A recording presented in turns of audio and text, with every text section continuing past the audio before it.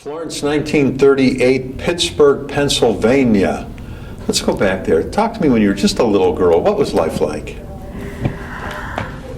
I just remember life always being good. My father was one of four brothers, and he was the oldest. And the four brothers lived like within 2 blocks. So I'm the oldest of 12 grandchildren. Wow. I'm the oldest cousin. And we were all very close. Yeah. Very, very close. What did your dad do for a living? My dad was a beer distributor. He had wanted to go to Pitt to be a doctor, but of course at that time they only took 2 Jewish people. And I don't know how I got in the beer distributing business. I think his parents had a little grocery store. And it bloomed into, I guess, a beer distributor business. And I always hated the smell of beer, so I never liked beer, So now you said that at Pittsburgh, where he tried to go to school, they had an allotment of Jewish people that they allowed in at that time? yes, he had wanted to go to the University of Pittsburgh, and there was a very, very small allotment for Jewish people. Do you remember your grandparents at all? Well, my father's parents died very young. They died in their 50s. As a matter of fact, my brother, Louis, who also lives in Pittsburgh still, he was born on the day that my grandfather died. Oh, so he became Louis. Do you remember what your grandfather did for a living? The brothers used to talk about having a little grocery store, Yeah. and how one would always steal the candy and one would, but I was very young. Sure. So, What about on the other side? well, my mother's parents lived much longer. Believe it or not, my grandfather on that side was born in America, and he was an optometrist in Greensburg, Pennsylvania. He was a professional man, and my grandmother definitely came from Europe and was very, very, very religious. And I remember having to tear the toilet paper for her on Friday and shutting out the lights in the refrigerator. So when you open the refrigerator, the light wouldn't come on. And that grandfather, whose name was Louis also, he died about, I guess in his 70s. And my grandmother went to live with my mother's sister. Now, when you were very young, World War II broke out. Did that affect your family at all? Well, 2 of the brothers were in the war. One was in the Navy, and one was in the Army. These are your uncles? My uncles. They served overseas? Yes. Both came back home? Yes. Did they ever have stories to tell? It was very interesting, but they never wanted to share stories. Especially my Uncle Jake, who was in Germany. And they did not want to share stories. Okay. They were just glad to be home.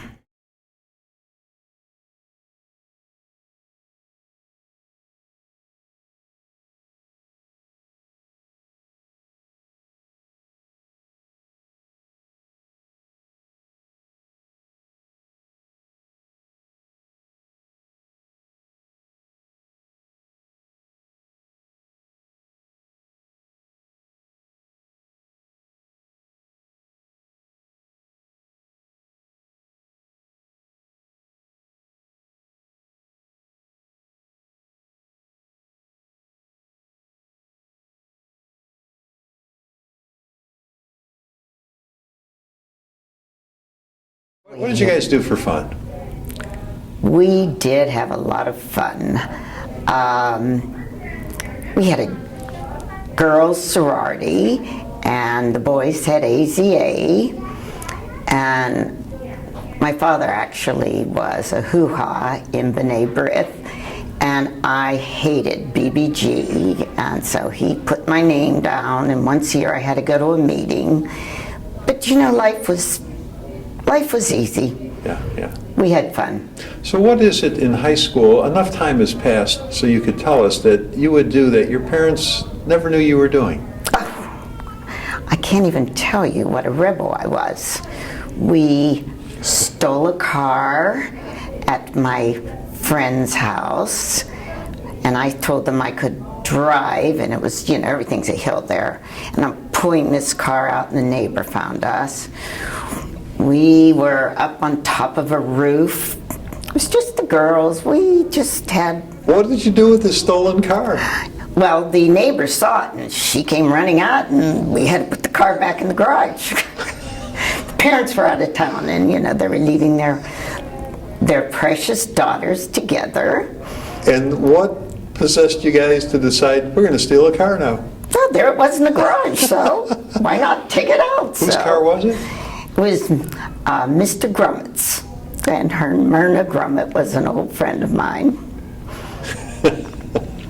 So. Well, after high school now, where did you go? Did you go to college or did you go to work? No, I went to Penn State also. That's where I met Larry, and I loved Penn State. Beautiful, beautiful campus, and lots of fun. Oh, we had such a good time. We loved Joe Paterno. We loved Penn State's football team. And I was in a special course, and I graduated as a certified special ed teacher. Now, where did you meet Larry? Oh, when you go up, there were always many more boys than girls at that time, so we could date, every single night of the week. I always tell this to my kids. They think it's hysterical. We were allowed to stay up to 10 o'clock as a freshman, and we had to sign in when we went out, when we didn't. I mean, they really, the fact that now they have co-ed dorms, they just kept us apart, and you'd look out the window into this gorgeous, gorgeous plaza, and the guys are all out there, and we're sitting in there because we had to be in at 7 o'clock during the week. Wow. Yeah. Wow. So how many times did you break that rule? You really couldn't break that rule. It would be very difficult because you had to sign in and sign out. So what did Larry do to win you over? Oh, Because we interviewed Larry, and he told us that you had a lot of dates at Penn State. He was very cute, very athletic. He had to do everything for the turn. He had to wrestle, box, run. He always had a very easy personality, and we had a lot of fun up there. We'd go to costume parties. Our favorite was, he was the organ grinder man, and I was the monkey, and I hopped on the floor with my tin cup, and when we got back, I had lifesavers and nickels and dimes. It was, my grandkids are in school now. They really have to study. Really, really have to study. It's hard to get into school. I don't know if we ever studied. We must have. We got out of school, but I got a very good education there for special ed. So after you graduated now, when did you guys get married? The summer after I graduated. Okay. And did you work then too? Mm-hmm. Tell us about what you were doing. Here I was just out of college, and as special ed teachers, there were 7 of us. We had about 2,000 job offers. Mm-hmm. Wow. And of course, I wanted to go back to Pittsburgh, so I drive over the Brady Street Bridge, one of the rivers, and I walk into this classroom, and there's 20 special needs kids in this classroom. And in the secondary room, there was a loom, which was something that we knew nobody is ever to use. And it was very difficult because, this is where they put emotional problems, people that can't learn. And I think it was the third or fourth day I was teaching, and I had a student, Lovey Lee Tate, and she was probably about 200 pounds, and she had a grand mal. And I really panicked. I mean, I took care of it, but can you imagine, you're out of college 2 months? So then I had my first child and my second, and I wanted to go back to teach. And I taught at a school that was close to our house, and it was torn apart by Martin Luther King's when he was killed. And you know, they built it back up, and we lived through some very strange times. Yeah. Now you come to Dallas. Was that a culture shock for you? Oh my God. It was totally a culture shock. I love Dallas. I think the greatest thing about living here, we love to travel. And wherever you go and they say, where are you from? You say, Texas. And they have a conversation. They still think there's cowboys and Indians. I mean, it's three of the largest cities in the country, and Texas just has such a ring to it. I just love it. Yeah. I think it's so much fun. Now, when you moved down here, did you get involved with the Jewish community?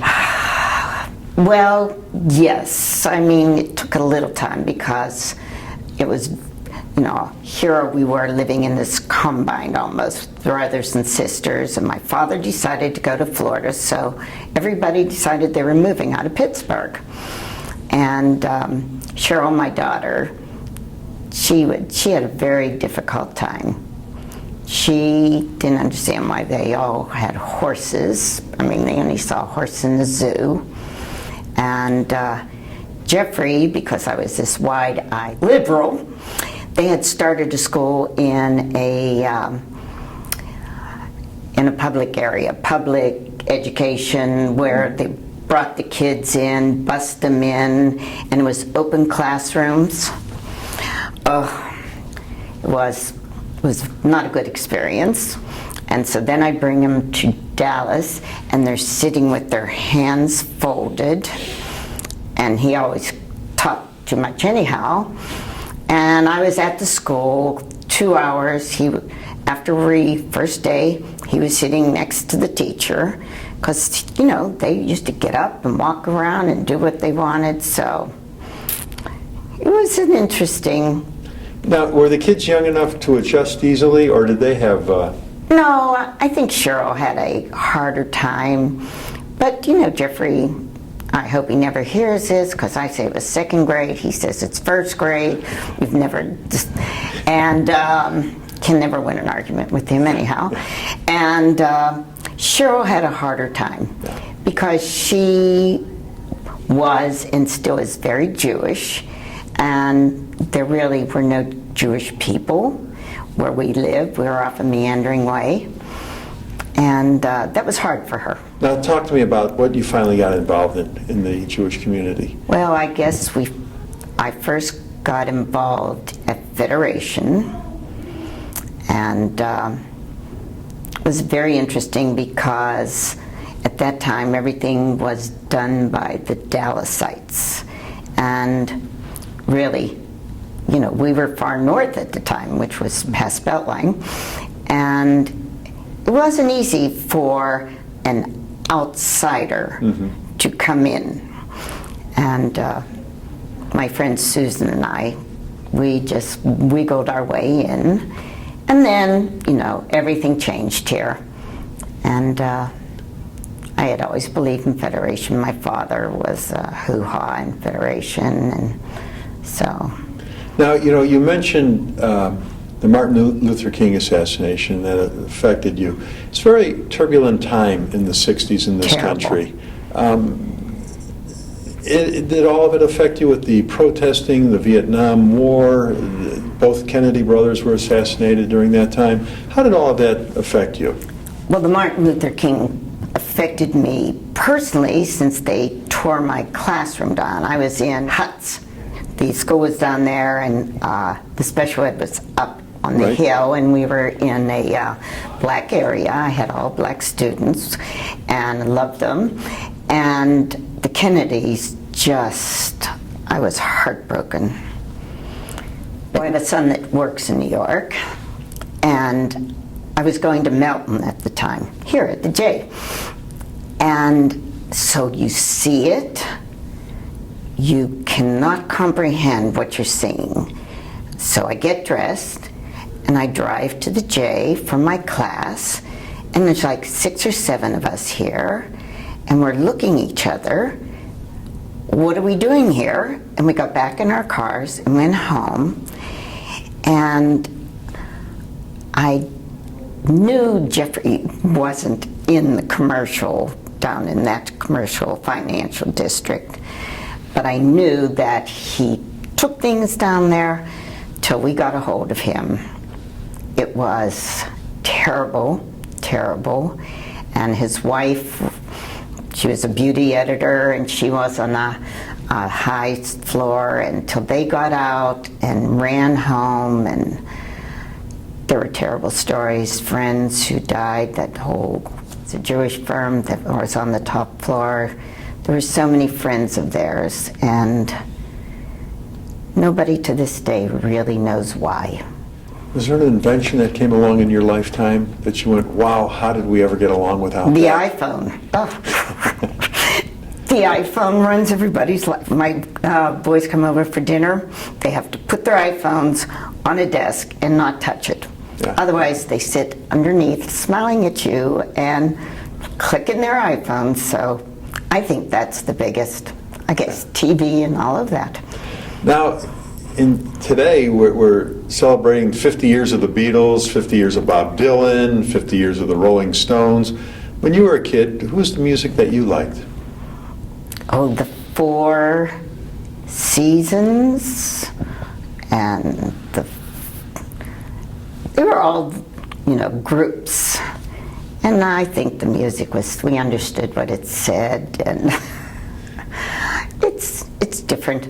Yeah. It's different. What's the happiest time in your life? I quite enjoyed living, so getting married, having children. I loved all my jobs that I did. I said I always had 3 different lives. Having friends, met wonderful people in Dallas, the high houses. Community homes for adults, which we have started. Actually, Carmen Michael, who was such an icon for me, it's my favorite charity here. And we have children, young adults from 18 up, who are special needs, and they live together in a house. And we have 4 houses now, and of course all the state laws have changed, got into everybody's business, but they have such wonderful lives. And you see them here at the J. I saw one was on the picture with the Men's Federation. Somebody had taken him, and they have terrific, terrific lives. Lives with meaning, and it's fabulous. Well, you and Larry have the 2 children. My daughter is wonderful. My last job, which I loved, I started the volunteer program at the Legacy of Willow Bend. Mm-hmm. And then, very interesting, she got a part-time job down at Preston Hollow. And so I decided to retire last year, and they looking, and one day Andrea comes up to me and says, well, I think I have the person right here. And I said, who? She says, Cheryl. I said, of course. She's perfect. She is doing a fabulous, fabulous job. She is all over the community. She's a wonderful mother. She's a wonderful daughter. She and her brother, I would put up against any comedy team anywhere. They're hysterical. And so we have a very loving family. And 4 grandkids. Right. What advice does Grandma have for the next generation? Right now, study. It's very difficult for the kids come out, don't know what they want to do. If they're not focused, it's It's a much harder world. Yeah. Much harder. Well, thanks for doing this today. You're welcome.